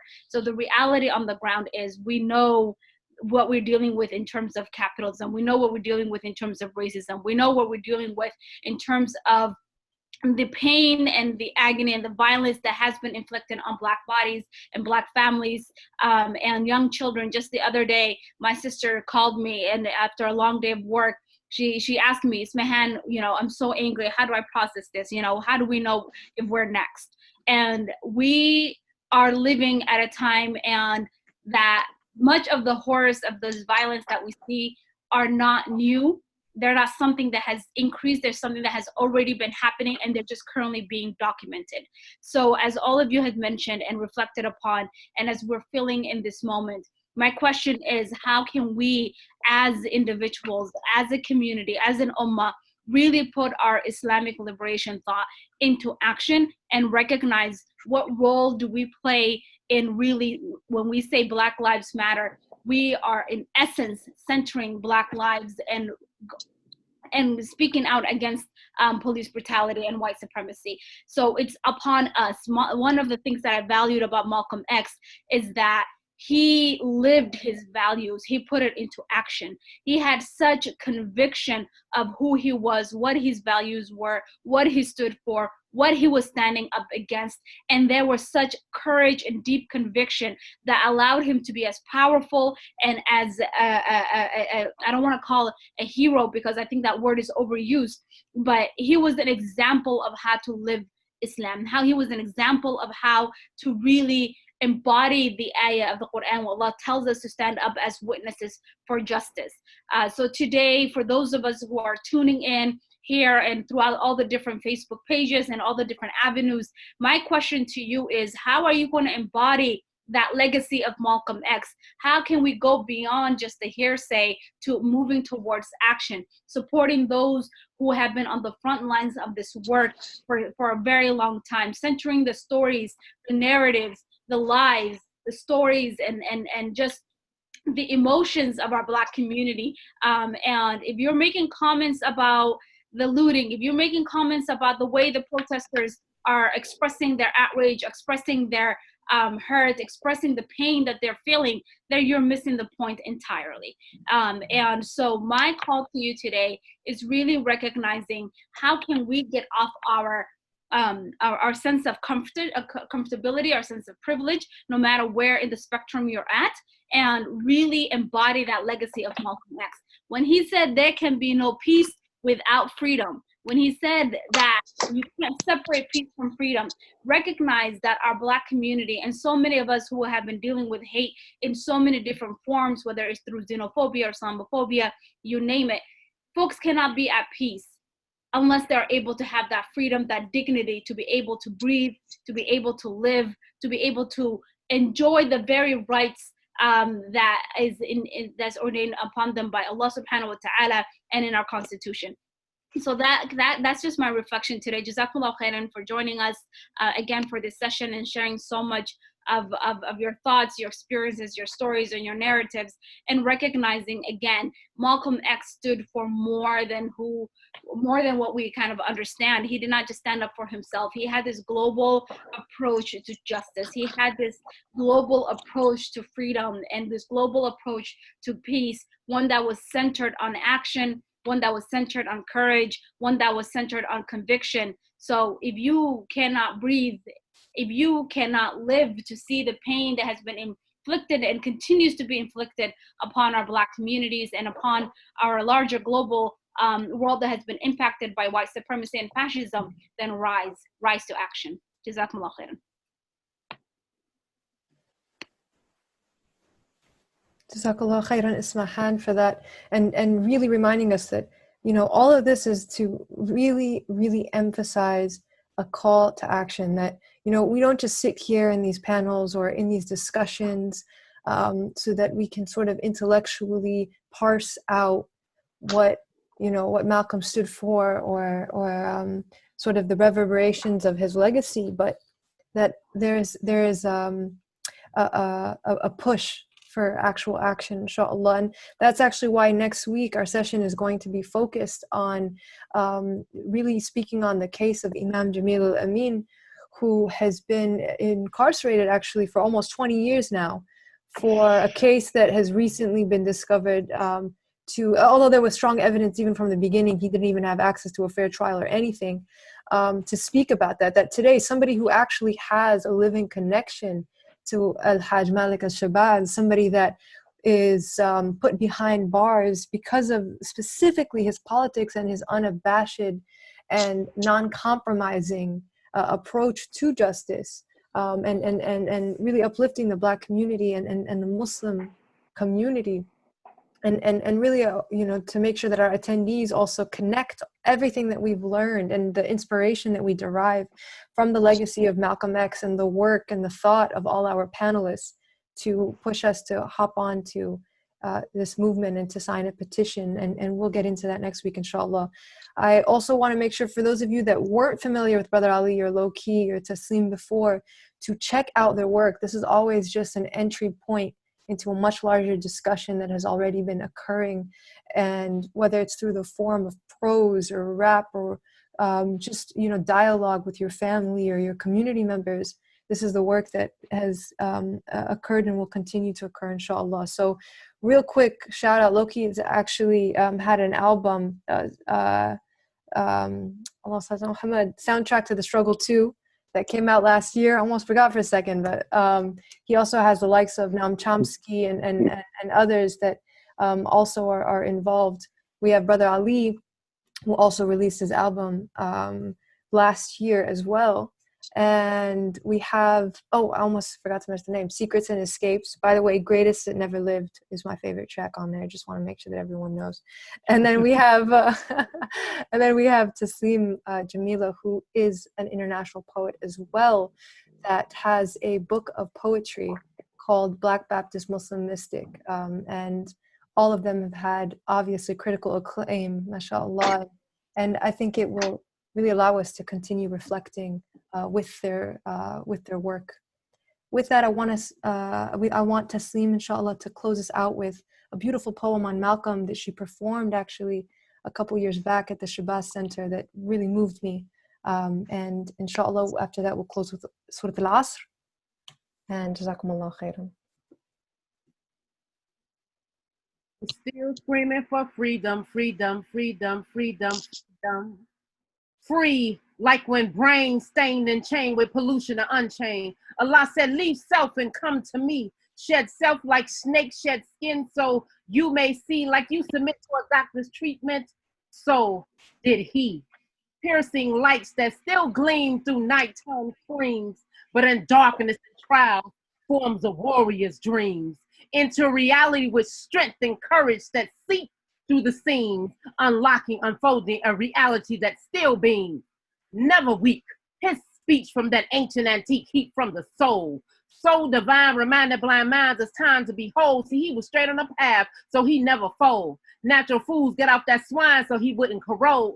The cold coast of deception and rejection felt like some of them might just explode, but he was foretold that he'd be bestowed to unload these warrior O's. Don't you know he had a spiritual flow and glow that made his voice superb like goldest of herbs on African fields he healed with his words. From Tennessee to overseas, they still read Malcolm X on the streets by the curb. Clear message with the flow so your soul not disturbed. He was real for all times, quite clever but never absurd, and voice so fluid like a beautiful bird. Malcolm X, one of the greatest you've ever heard.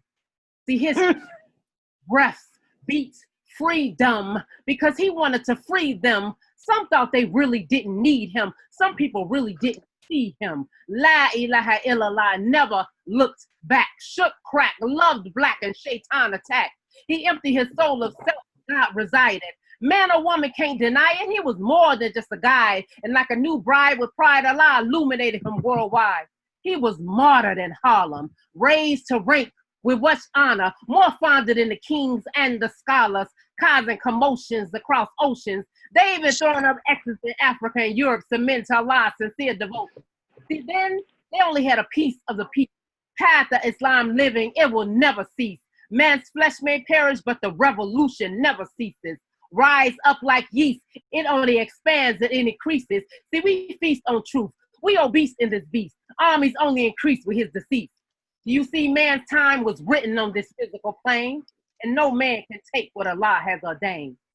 Our time was written on this physical plane. and no man can take what Allah has ordained. I heard freedom in the soul, so I chased it. No demise can stop, rise, or erase it. I heard freedom in the soul, so I chased it, chased it, chased it. Still screaming for freedom, freedom, freedom, freedom. We're still screaming for freedom, freedom, freedom, freedom. El Hajj Malik El Shabazz was like those who were bold. They drew their power from their foes, and they knew that this physical existence has many tests as a means to connect to our real spiritual being before our physical bodies at rest. Don't you know Allah wants us to discover our very best? It's not just about preaching and teaching. It's about digging deep down inside your soul and reaching. And then you will be a true one for real. And your transition like his from this life to the next, well, it'll be a natural ordeal. It'll be like walking from this room to the next. See, this thing is not complex. It's about conquering ego in this life so you function from your soul. And then you realize that your mind, body, spirit are whole. And that is real. Freedom, freedom, freedom, freedom.